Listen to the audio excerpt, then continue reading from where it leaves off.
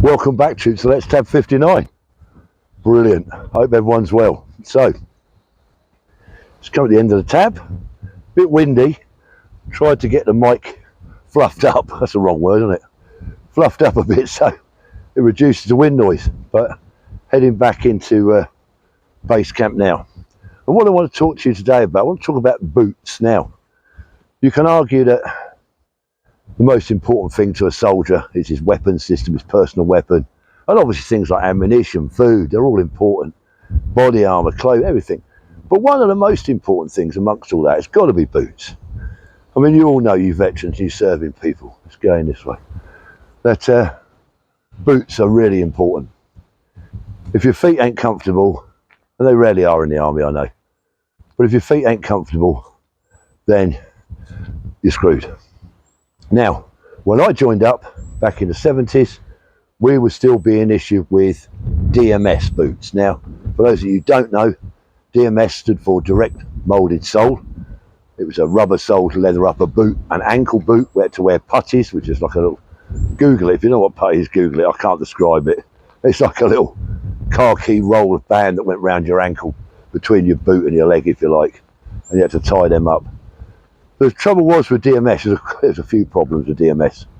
But one of the problems, I suppose, with DMS was that because it was an ankle boot, if you stood in a puddle, quite a shallow puddle, or a small ditch or something, your feet were wet instantly. You know, with a high leg boot like we have today, you've got a lot more chance of keeping your feet somewhat dry. So, let's go over here. So that was one of the problems with DMS. The other one was, I suppose, it was just poor quality boot. So we had those. Now, ammunition boots, ammo boots as we call them, mainly for units that were doing ceremonial duties. They had ammo boots, which at a quick glance are very similar to a DMS boot, but they're not. They've got a different sole with studs and a little metal heel piece and a toe piece. The DMS boot is what everyone probably got issued, most of us got issued. Now, the DMS boot had like a smooth stitched on toe cap. It wasn't reinforced, well, not with steel or anything, but it's quite hard, and the heel as well. And they were smooth, but the rest of the leather upper of a DMS boot had like a pebble effect on the leather. And I remember in basic training, the first thing we had to do was get a hot spoon or I don't know, something, cans, and melt down these little pebble effects in the leather, the grain of the leather, to make it smooth so you could pull the whole boot up. And of course, in basic training, you only got issued 2 boots, and one pair was your best boots, so they were constantly being balled up on your locker display or when you was using them. And your other pair was your working boot, if you like. You just balled the toe cap and the heel on those. So what it meant in effect was, in basic training for me anyway, when you went out in the field, you didn't want to take your best boots with you. So you didn't really have a spare pair. They were back at camp. So you was out there on the ground, 1 pair of boots. So that was a bit annoying. Obviously, if you went to Northern Ireland to an urban tour, certainly in the 70s through to the sort of early 80s, you were issued with urban patrol boot, which was a high boot, a higher legged boot anyway. It wasn't an ankle boot. It had, I think it still had the same sort of pebble leather effect on it. It didn't have the stitched toe cap or the heel, and it was just designed to get you through that 6 month tour of Northern Ireland, pounding the streets. It meant you didn't have to wear puttees anymore. But it was a one-off issue for Northern Ireland, and I say they'll probably last you through the tour if you're lucky, but once you got back to camp, they just fell apart. So we had those. If you went to Arctic warfare, you got issued a cold weather boot. Now, I'd never got those really. I know the Royal Marines got issued. God, it's wind. I know the Royal Marines got issued with those, because obviously they're going up to Norway and the Arctic quite a bit. But not many units got the cold weather boot back in those days. And of course, if you went to the jungle, on jungle operations, you were issued with a jungle boot.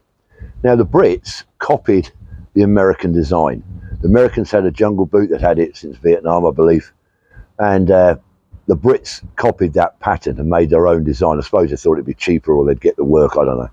And of course, it was nowhere near as good as the American one. And after a while, the Brits developed their own, the Brits then dropped that design and started to use the American jungle boot, issue boot, and they were a lot better. So Jungle Boot was a high leg boot again, leather sort of boot area, shoe part of it if you like, but up the leg it had like a green cotton material. I think it was cotton. I think the idea was it being cotton, it would dry out quicker in the jungle. And it was a green material. And it had a couple of little eyelet vents on the inside of the boot, below the ankle part, midway along the foot. So for drainage, I suppose, and ventilation. I got issued a pair of those Jungle Boots when I did a summer tour in Bosnia. They gave us these American Jungle Boots, but they were black. It didn't have the green material. They changed it to black.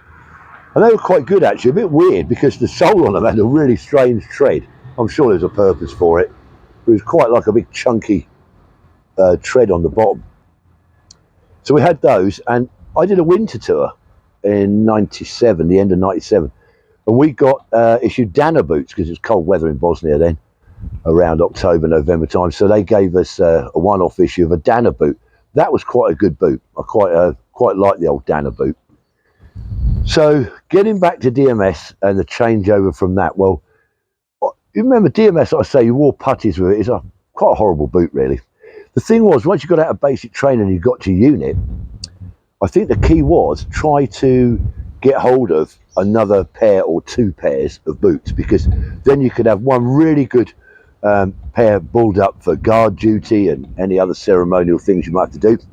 You could have them tucked away in your locker all ready to go, and you could have like two other pairs maybe, or three other pairs as working boots or boots for the field, so at least they were worn in. Then I believe, I mean, the guys went down to Falklands for MDMS with putties on. Some of the units, maybe there was on the Royal Marine lads that went down to Falklands, maybe they had cold weather boots, I'm imagining. But I think rank and file infantry probably had DMS and putties down there. I'd certainly, if you look at some of the footage from there, it looks like that's what they're wearing. So after the Falklands, which was 82, I believe we changed over from DMS boots to Boots Combat High, BCH, Boots Combat High. And that was a high leg leather boot. That got issued around about 83, 84, I believe. Around about that time. It sort of filtered down to the army. Over the next few years, they've changed that design slightly. Not terrifically, but there's some slight variations in the boot. So the Boots Combat High, as I say, it was no longer an ankle boot. So it come up your leg a bit further. And you didn't have to wear putties anymore, which is an absolute godsend. But there was an issue with it. They were a very tough boot, and they took quite a while to break in. Well, mine certainly did, my experience. And what I found was when I got them really broken in, nice and worn in, that's when they'd fall apart. Just when you got them right, just got them really comfortable, you're tabbing away at them, and then they'd split or something, and they'd go tits up. And you'd have to get another pair, or you've got your spare pair, obviously. They didn't have the stitched on toe cap, they were just smooth black leather all over. There was a bit of reinforcement around the heel. But up the back of the heel, where your Achilles heel is, from the bottom of your ankle there, going up the back to the top of the boot, was like a reinforced, I don't know what you'd call it, stitched on tang, maybe, of leather. And that caused some guys some issues. That caused a few problems, because a lot of guys started to suffer with tendonitis or Achilles heel problems from that, where their foot bent. It sort of bent the leather in and pressed onto their Achilles. I was lucky I didn't have any problems like that, but a lot of guys did. So, I'm going to get indoors because the wind's playing up. Maybe that's a bit better. So, yeah, so the Boots Combat High did cause a problem. And like I say, when you just got them how you wanted them, worn them in nicely, bang, they go. Remember in the early days, we were still doing our BFT, our basic fitness test, BPFA, as I think it was later called. We were still doing that test, that running test, in boots and putties, and then with Boots Combat High. So you really did need a comfortable pair to do sort of tabbing and running in. Again, the key was with Boots Combat High was to try, and you only got issued two pairs, try and acquire one or two extra pairs. I think I did at one time about 4 pairs, and I was trying to keep them all broken in, so if one pair gave up, I didn't have to stick up my feet in a brand new pair and go out on exercise. So that was the deal with them.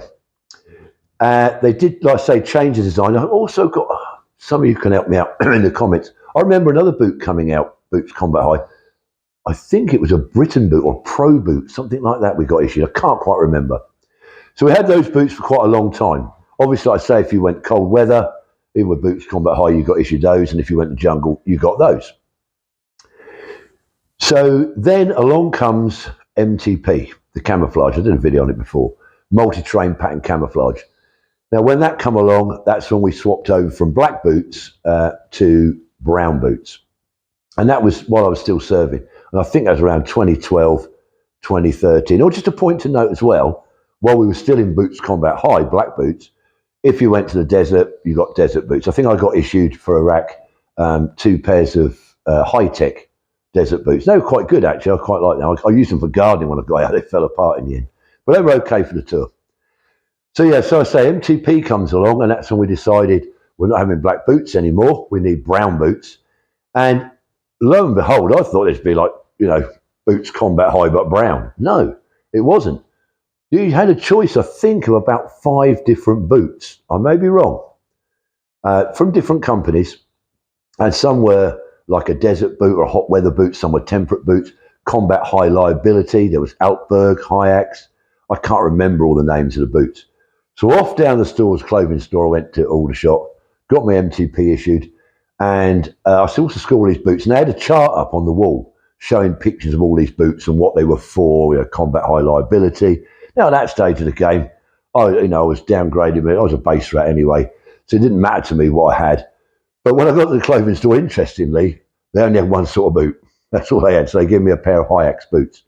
And I still use them today. That's what I'm going to show you in a minute, and I'm still tabbing them.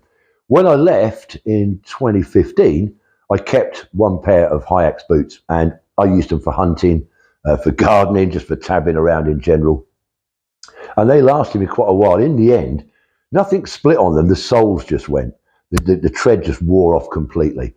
And I knew they were about £200 a pair, someone told me. So about 4 years ago, I started looking around, and I found a pair on Amazon, brand new, in a box, my size, 10 medium. And they were only £80. Now, I think you can get them cheaper if you go onto Evil Bay, one of those things. But I found a pair of Hayax boots, brand new in a box, for £80. And I bought them, and I'm wearing them right now. I'll show you in a second. But I found them brilliant. And I tab in them, I swear by them. They're a bit clumsy and heavy at first, I found, when I first got them. But they break in very, very easily. Yes, I've had the odd blister. You know what? I don't think I've ever had a pair of boots where you never get a blister. You tape up the areas you think you're going to get blisters, preventative-wise. But then in a big march like that one we done last year, me and the Trace around 26 miles, I'd taped up all the areas I thought I was going to get a blister on. Lo and behold, I got one come up somewhere new. So you always get a blister, but really comfortable boots. My ones I've got on now are coming to the end of 4 years. I've done a lot of tabbing them. I'm hoping they're going to last me the rest of this sort of year. I'm going to buy a pair very shortly, put them to one side, break them in gently through the winter maybe, and then hopefully they'll take over when these ones finally give up the ghost. So let's take a little look at Let's Tab 59 Stinky Boots. Hang on a bit. So this is one of my boots. I'm taking them both off just to show you. But this boot is about 4 years old, and I paid, like I say, 80 quid for them. They were brand new. This one has been round the block quite a bit. The tread is starting to go, as you can probably see from that. It's starting to get a bit smooth. There's a bit of life in it yet. What is happening just down here, see if I can show you here, you can just see maybe it's starting to split along here for some reason. Only on this one boot, I don't know why. But it's not causing, it's a bit of a gap there, but it's not causing too much issue. Apart from that, they don't leak water. It's splitting a bit there on the heel as well. But they're not causing me any problems. They're a really, really good boot. That's the brand, and who wants to look them up. Hayax, High Liability Combat Boot. Really, really good. German. It's got the NATO stock number in them. Very, very good. So, that's my boot. That's what I use. That's what I get on with. I like those boots, and I'll be buying another pair soon. Right, more videos coming up soon. I hope everyone's well. Take care of yourselves out there.